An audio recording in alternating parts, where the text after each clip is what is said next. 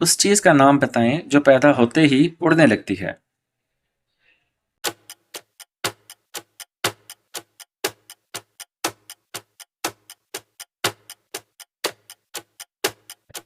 दुरुस्त जवाब है धुआं। ऐसा कौन सा फल है जिसमें ना कोई बीज होता है ना छिलका?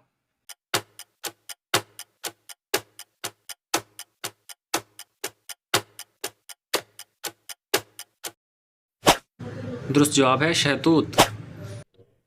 कौन सी चीज है जो एक ही वक्त में घर के अंदर भी होती है और बाहर भी?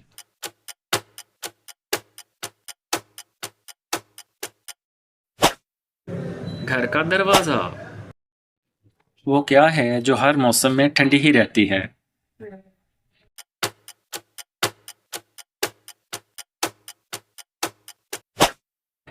दुरुस्त जवाब है बर्फ।